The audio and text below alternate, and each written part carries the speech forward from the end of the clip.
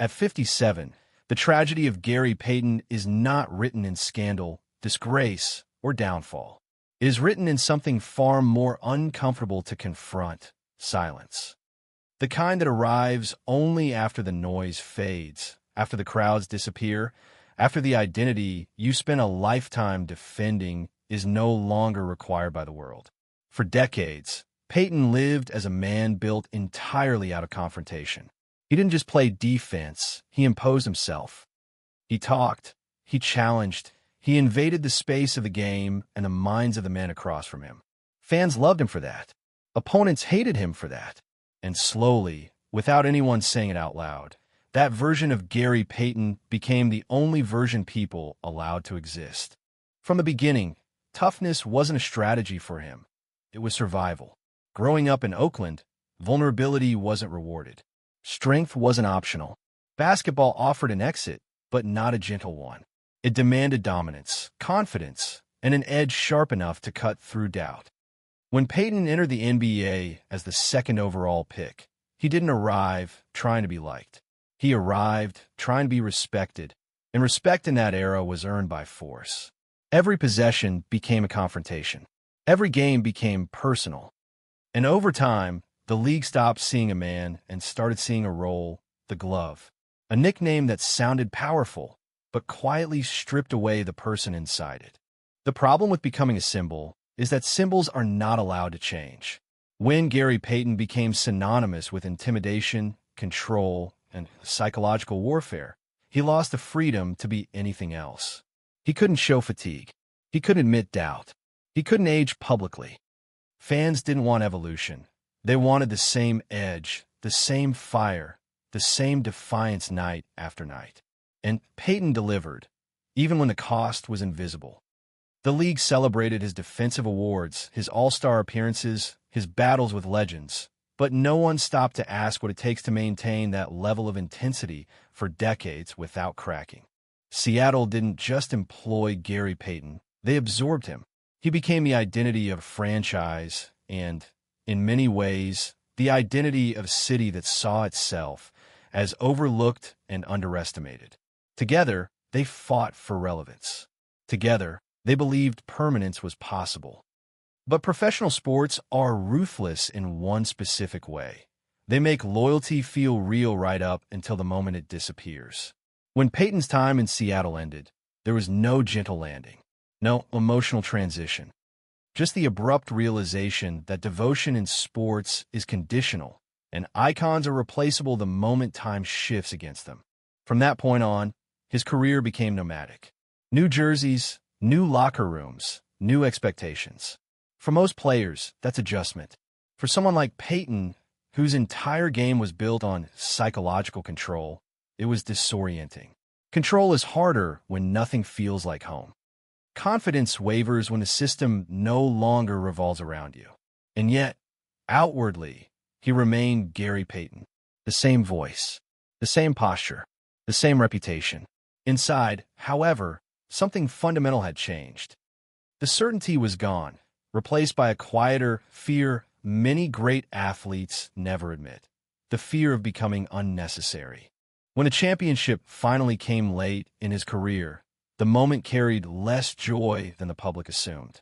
Yes, the ring mattered, but rings are supposed to validate a journey, not arrive after the body has already surrendered its prime. By then, the league had moved on. The spotlight had shifted, and the victory felt less like triumph and more like closure, a confirmation that the struggle was real, but also that it was over. For men who define themselves by competition, over is not a comforting word. Then there is legacy, the most complicated burden of all. When your son follows you into the same profession, your name becomes a shadow he cannot escape. Pride mixes with pressure. Support mixes with fear. Because being a legend doesn't just inspire, it sets expectations that can never be met cleanly. Gary Payton understood that better than most, because he lived under expectation his entire life. And now, watching that same pressure touch someone he loves, the weight feels different. He can no longer guard it. He can no longer talk it away. At 57, the hardest part of Gary Payton's story isn't what happened on the court. It's what happens after. when the arenas go quiet, when the phone stops ringing, when the world no longer needs you to be loud, dominant, or unbreakable. Because when you spend a lifetime being strong for everyone else, you're rarely taught how to exist without that armor. The glove comes off eventually, and what's left is a man forced to confront a question he was never trained to answer. Who am I when I no longer have to prove anything? That is the real tragedy. Not failure, not regret, not loss, but the realization that success itself can trap you in a version of yourself the world refuses to let go of. And that question doesn't arrive all at once. It creeps in slowly, disguising itself as rest, as freedom, as relief. At first, retirement feels earned. The body finally stops hurting every morning. The travel ends. The pressure to perform disappears. But for someone like Gary Payton, whose entire sense of worth was forged in confrontation, peace doesn't feel peaceful. It feels empty, because silence gives you time to remember everything you never processed while you were busy winning. For years, his schedule told him who he was. Practice, film, games, planes, arenas filled with noise and expectation. Every day came with purpose already decided. Then suddenly, there were long stretches of time with no opponent, no scoreboard, no voice in his ear telling him what mattered. And that's when many great athletes begin to unravel. Not publicly, not dramatically, but internally. Because when the structure disappears, the questions get louder. Gary Payton was never trained to sit with doubt. He was trained to attack it. Throughout his career, emotion was something to weaponize, not explore. Anger made him sharper. Pride made him louder. Confidence made him feared. Vulnerability had no place in that equation. So when the game ended, there was no roadmap for what came next. No playbook for aging. No defensive scheme for regret. Just memories, some triumphant, others unfinished, looping in the quiet. The world still recognizes the nickname. Fans still smile when they see him. But nostalgia is a strange thing. It celebrates what you were, not what you're becoming. People don't ask how you're adjusting. They ask for stories. They want the version of you frozen in time. And every retelling subtly reinforces a truth that's hard to accept. Your greatest moments are already behind you. That's a difficult realization for anyone. For a competitor like Payton, it cuts deeper. Because dominance doesn't fade gently. It resists. It argues. It refuses to accept that time wins every matchup eventually. And when your identity has always been built on never backing down, learning how to let go can feel like defeat, even when it isn't. There's also the emotional toll of being misunderstood. Gary Payton's confidence was often labeled arrogance. His intensity was mistaken for ego. But those traits were armor, not vanity. They were survival tools sharpened over decades. When that armor is no longer needed, removing it doesn't automatically reveal peace. Sometimes it reveals exhaustion. At this stage of life, reflection becomes unavoidable. The games replay in your mind, but so do the sacrifices, the missed moments, the relationships strained by obsession, the nights you chose preparation over presence because greatness demanded it. None of those choices were wrong, but they weren't free either. Every achievement extracted a price, and the bill often comes due long after the applause stops. This is the part of the story fans rarely see. The part without highlights, without chance, without validation. Just a man reconciling the fact that being elite required becoming something rigid, something relentless, and now that rigidity has nowhere to go. The tragedy isn't that Gary Payton didn't transition successfully. It's that no one ever prepares legends for the emotional aftermath of being one. The world teaches them how to rise, how to dominate, how to endure pressure, but almost never how to descend with grace or how to redefine themselves without applause. And when you spend a lifetime proving you're untouchable, admitting that you're still searching feels like the hardest admission of all. That's where the real weight settles. Not in what was lost, but in what was never taught. And the longer that weight sits, the more complicated it becomes. Because aging doesn't just take away ability, it forces honesty. The kind you can avoid when competition distracts you, but can't escape when the days slow down. Gary Payton spent years defining himself through resistance, through pushing back, through proving someone wrong. But there comes a moment when there's no opponent left to antagonize, no critic to silence, no clock to beat. And that's when a different kind of reckoning begins. What people don't realize is that elite athletes are conditioned to postpone emotional reckoning. Pain is ignored. Doubt is delayed. Loss is compartmentalized. You tell yourself you'll deal with it later, after the season, after the playoffs, after the career.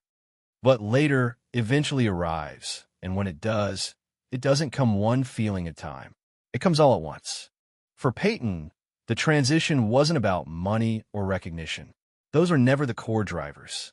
It was about relevance, about knowing where you fit in a world that once revolved around your presence and now spins just fine without it. That realization can feel like betrayal, even when it isn't. The game didn't abandon him. It simply moved forward the way it always does. There's also the burden of being remembered incorrectly. The loud moments overshadow the thoughtful ones. The trash talk eclipses the discipline. The caricature replaces the complexity. When people recall him, they remember the voice before they remember the sacrifice. And being misunderstood after giving everything can be quietly painful. Because at this stage of life, clarity matters more than applause. Another truth settles in during this phase. Greatness isolates. Not intentionally, but inevitably. The higher you climb, the fewer people can relate to your experience. Friends see success, not pressure. Fans see confidence, not fear. And when you no longer need to perform that confidence, you're left realizing how few people ever truly knew you beyond the role you played. This is where many legends struggle. Not because they lack purpose, but because they must create one without external validation. When the scoreboard disappears, purpose has to come from within. And that's difficult for someone who spent a lifetime being measured by results. Gary Payton's tragedy is not rooted in regret over basketball. He squeezed nearly everything possible from the game. The tragedy lies in how completely the game consumed the framework of his identity. When something gives you everything, status, structure, meaning, it rarely teaches you how to live without it. At 57, the battle is quieter now. No crowds, no cameras demanding performance. Just reflection, memory, and the ongoing task of redefining strength. Not as dominance, but as acceptance. Not as resistance, but as understanding. Because real toughness isn't locking someone down for 48 minutes. It's learning how to exist when no one needs you to guard anything at all. And that lesson, slow, uncomfortable, deeply human, is one even the greatest offenders are never trained to face. As Gary Payton stands at 57, a time when many of his peers are in the same reflective space, the quiet moments of his life carry the weight of everything he's built and everything he's let go of. The world he once inhabited, where the only thing that mattered was the final buzzer, the crowd's roar, and his place in the game, has faded into the background. Now, the arena is silent, and what's left is not the sound of shoes squeaking against polished courts, but the echo of thoughts he's never had time to process. For years, Payton's life was a series of missions. He woke up to conquer. Every practice was a battleground. Every game was a performance. He lived in a reality where everything was designed to strengthen his resolve, to feed his ego, to ensure that nothing could ever break him. But now, in the silence of retirement, Payton's greatest challenge is no longer about breaking down an opponent. It's about breaking down the walls he spent a lifetime building around his own vulnerability. It's easy to say time heals all wounds, but for someone like Payton, time doesn't heal. It forces you to face the wounds you've ignored for so long. The emotional scars that come from being constantly on, constantly fighting, constantly proving yourself worthy. Those wounds were buried beneath the surface, layered over by championships, accolades, and the adoration of fans. But now, with no court to walk onto and no title to chase, Payton must confront those things in ways he never had to before. There's no instruction manual for this. No coach to guide him through the emotional transition. After decades of conditioning his mind to shut down any weakness, Payton finds himself struggling with the very human questions that come with aging.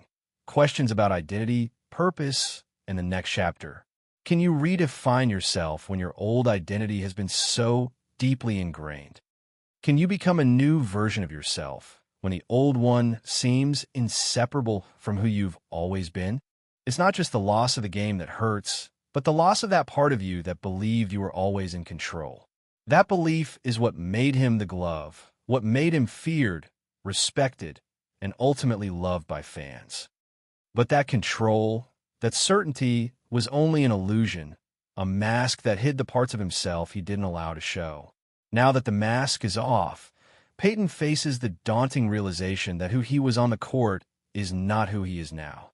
And finding who he is, without the game, without the identity of the glove, is a battle that has no opponent, no clock, and no trophy at the end. Perhaps, in some ways, that's the real tragedy of Gary Payton's life after basketball. Not that he didn't leave it all on the court. He did. Not that he didn't win the championship. He did too. But that all of those victories, all of those accolades, cannot protect him from the most human truth of all, that the battle for identity after fame is one that can never be truly won, only lived through. For Gary Payton, the tragedy isn't just about what he lost, but about the quiet struggle of finding himself once the game is over. When you've lived for so long with the world's expectations, it's a bitter pill to swallow when you're left to redefine yourself. Without the same attention, without the same adoration, without the same spotlight. It's a kind of emotional transition that only those who've lived in the glare of the public eye can truly understand.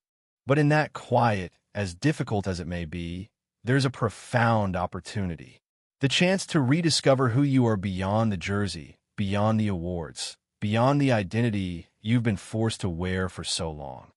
It's the hardest journey an athlete can face, letting go of the myth of invincibility and learning to accept that you are enough without the need for validation from others.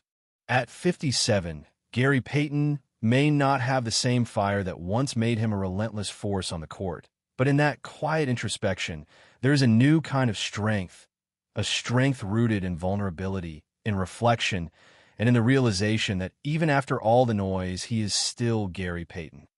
Not the glove, not the defensive mastermind, but simply Gary Payton, a man who fought for greatness and now fights to understand what greatness means in the silence of retirement. That journey, perhaps, will be the most important one of all. And yet, as Gary Payton continues to navigate this phase of his life, there's something deeply poignant about the idea of a legend confronting his own mortality. Not just as an athlete, but as a human being who gave so much to a game that ultimately outlived his career.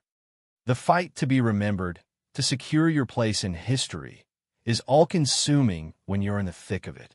But when the spotlight dims and the applause fades, the true test begins. How do you reconcile a life built on competition with the inevitability of aging and the quietness of retirement? There are still moments when Payton's voice rings out. His opinions, his critiques, the unmistakable sharpness in his delivery, they're not gone. But even these moments are tempered by the reality of his legacy. Every story he tells, every bit of advice he offers, is shaped by his understanding that the world will never see him the same way again. When you've been the one doing the intimidating, the one controlling the narrative, it's a strange thing to suddenly realize that the narrative now belongs to someone else. The story that everyone tells is no longer your own. It becomes a memory, a reflection that people sift through and define you by, but without the opportunity to correct or steer it. For Gary Payton, this process isn't just about adjusting to the absence of basketball in his life. It's about adjusting to the absence of the role he was given, the identity of the tough, indomitable force that defined him for decades. The tough guy persona is a double-edged sword. It brings admiration, respect, and a kind of cultural immortality, but it also traps you in a box that the world expects you to remain in. And when you finally step out of that box, there's no clear way to emerge as something else, something softer, something more human. Retirement for someone like Payton isn't just a matter of changing gears. It's a profound, sometimes painful, recalibration of identity. The person who once thrived under the bright lights of competition, constantly pushing boundaries and asserting dominance, now has to face a quieter version of himself, a version that doesn't have to answer to anyone else, but is still learning to answer to himself. The scoreboard is gone, the fans are silent, and it's just him looking at the person he's become and wondering who that really is. And there's beauty in that struggle, in the process of redefining yourself. There's a freedom that comes with it, though it's not always easy to find. It's a chance to discover the parts of himself that were buried under the weight of greatness. To reflect on relationships, on his family, on the sacrifices made for a career that now feels like a distant memory. To ask questions about what really mattered and what truly made him happy beyond the victories and the accolades. But even in that struggle, there is hope. Hope that the journey doesn't have to end with an identity crisis. Hope that the man who wants to find himself by his ability to lock down opponents, to face adversity head-on, can now learn to face his own fears and uncertainties with the same strength, but in a different way. The strength it takes to be vulnerable, to admit that it's okay to be more than what others saw you as, is a different kind of power. It's not measured in blocks or steals or points scored. It's measured in how you grow, how you evolve, and how you accept yourself, imperfections and all. As time passes, Gary Payton will continue to figure out how to exist outside the game, outside the spotlight, without the weight of expectations pressing down on him. But he's not the first to face this challenge, and he won't be the last. Many great athletes wrestle with this after they retire. They don't just leave the game, they leave a part of themselves behind. But the truth is, in this next chapter, Gary Payton has the opportunity to become more than the persona the world knew him as. He has the opportunity to redefine what it means to be great in a way that transcends the game. At 57, Payton is writing the next chapter, and it may not have the same intensity or drama as the previous one, but it has the potential to be just as powerful. Because greatness, in its purest form, is not about what you can achieve on the court. It's about how you carry yourself off of it, how you learn to live with the quiet, and how you come to terms with the fact that sometimes the most important victories are the ones we achieve inside ourselves. And in this new stage of life, Payton is learning that perhaps the toughest opponent he'll ever face is not an opponent from the past, but the one who has always been there, waiting for him to face him, the man in the mirror. As Gary Payton continues this quieter journey, the very nature of the fight has shifted. No longer is he facing opponents with the weight of a game on the line. Now, his fight is internal. It's about letting go of the identity he built and forging a new one, not for the world to see, but for himself. The court, the fans, the loud cheers, and the fast-paced games, they're all gone. What remains are the raw, unfiltered moments of reflection.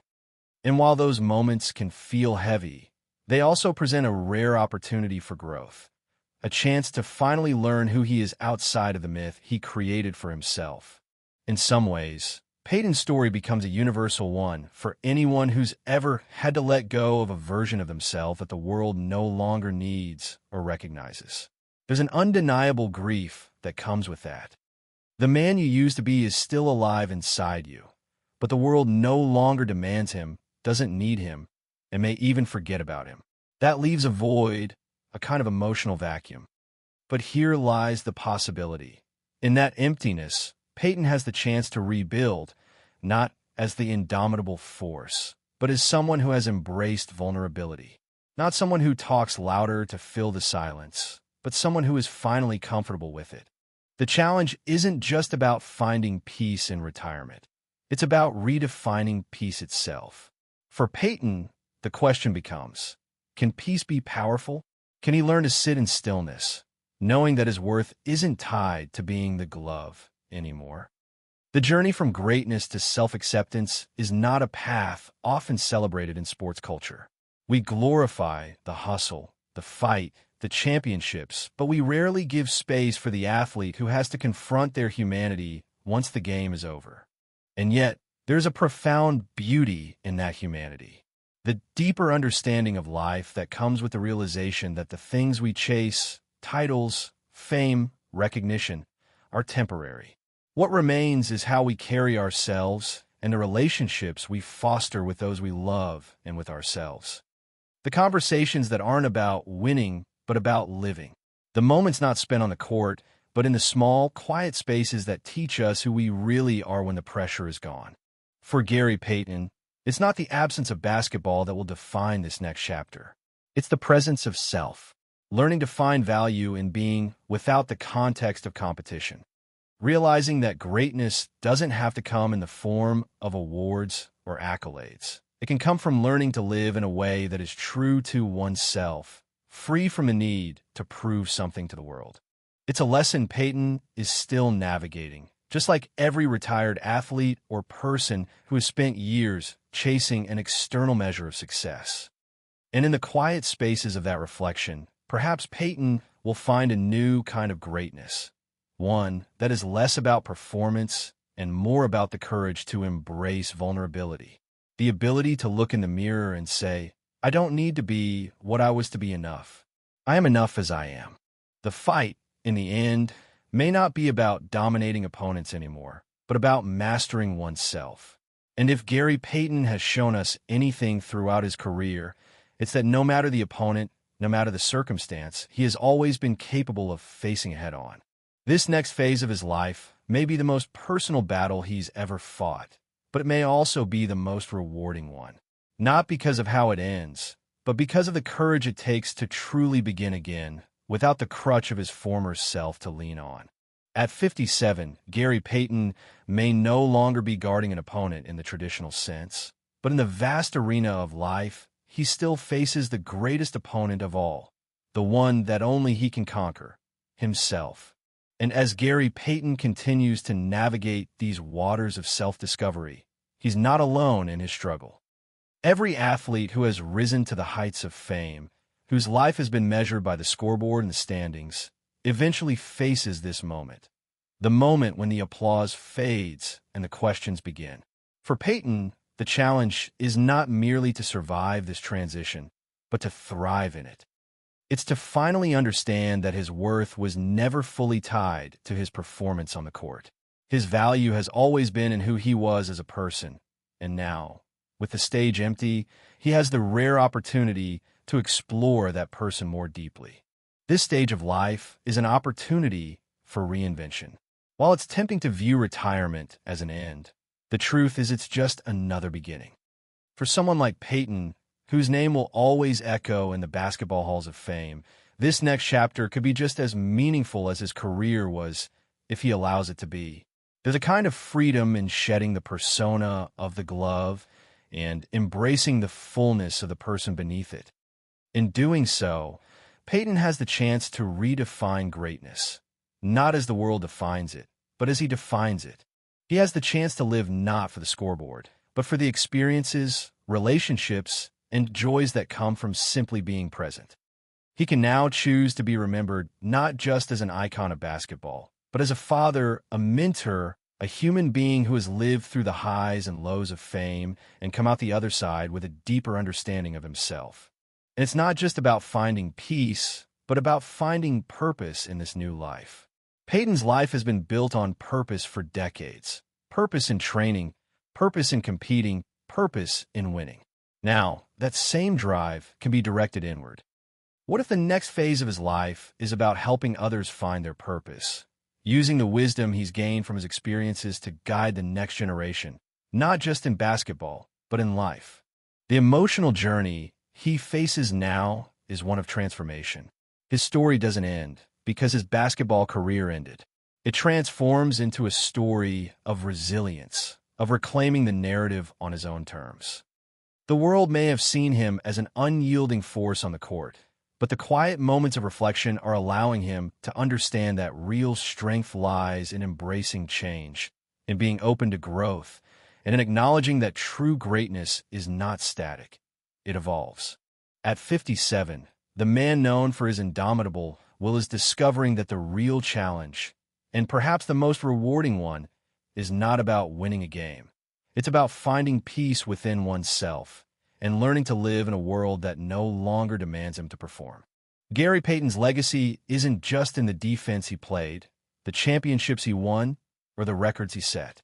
His legacy is in the courage it takes to confront life after the game, to redefine himself as more than just a basketball player. In doing so, Payton will leave behind a legacy that is richer and more powerful than any trophy could ever be, a legacy of authenticity, of learning to live not for the world, but for himself. And in that, he'll find a new kind of greatness, a greatness not born from the court, but from the strength to live fully in the silence that follows.